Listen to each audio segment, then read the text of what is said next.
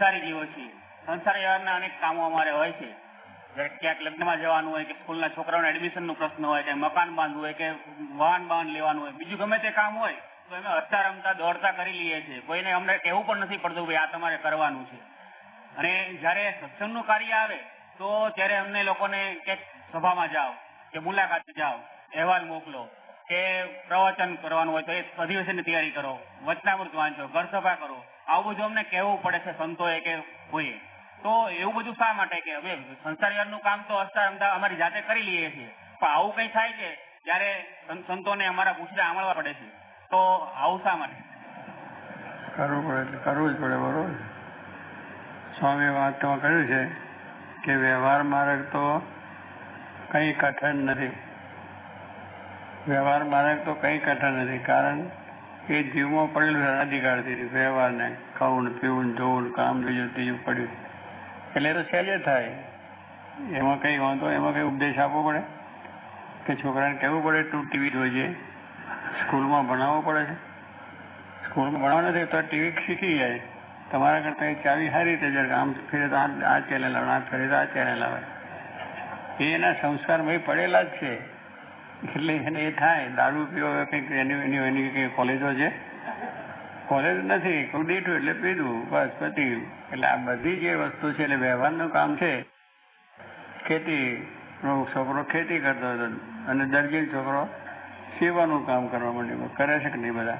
કારણ કે એને કંઈ એવું નથી કોલેજો કે જવું પડે, પણ શીખી જ લે છે, સ્વાભાવિક પડ્યું છે અંદર.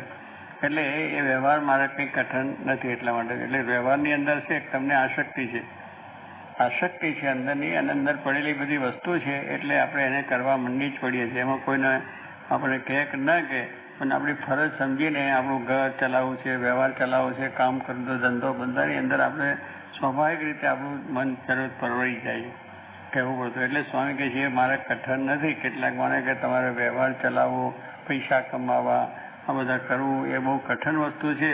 પણ સ્વામી કે બધું કઠણ નથી, એ તો સહેજ જ થાય છે. પણ ભગવાનના ભક્ત થવું એ કઠણ છે. અને આ જ્ઞાન માર્ગ સમજવો એ કઠણ છે. જ્ઞાન એટલે આત્મા અને પરમાત્માનો આ બે આપણું જ્ઞાન છે. અક્ષરરૂપ થવાનું, પુરુષોત્તમને ભજવાના. આવા જે જ્ઞાન માર્ગ છે એ કઠણ છે. એટલે એને માટે વારે વારે કહેવું પડે કે તમે આ કરજો, તમે આ કરજો, વચનામત વાંચો, વાતો વાંચો, મોડે કરજો, કીર્તન મોડે કરજો, ફલાણું કરજો, ટીકલું કહું. ઊંડાણમાં જવાનું છે તમારે. એટલે એમાં શું થાય છે કે નવો આદર છે. આ મારે કે નવો છે, પેલો જૂનો છે, એટલે એને વાર નહીં લાગે, એ તરત જ થઈ જાય. કે સિનેમા જોવામાં તરત જ એમાં બહુ આગ્રહ ના કરવો પડે, કશું જ ના કરવું પડે અને એ પ્રમાણે થઈ જાય. તો જો એ જીવને જેવી આસક્તિ છે એને વાંધો નથી. કારણ કે આ જીવ છે એ જગતમાં ચોંટતા વાર નહીં લાગે, ભગવાનમાં ચોંટતા વાર લાગે.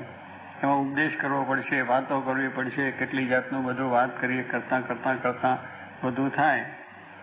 ઘીનું લુગડું હોય તો ધોવામાં વાર ના લાગે, જાડવું હોય એને બહુ ધોવું પડે, કાટ કાઢવો હોય તો બહુ મોટી વાત હોય. એમાં આ ઘણા દાડાનો કાટમાં બેઠો હોય એટલે આ વાત સમજતા વાર લાગે છે. એટલે શું કે આ મારે કઠણ છે ને આ મારે કઠણ નથી. એનું કારણ શું કે નવો આદર છે આપણને આ જ્ઞાન માર્ગમાં, એટલે આપણને કહેવાનું પડે છે. અને કહીએ તો જ પછી થાય, નહીં તો કયા વગર તો થાય નહીં.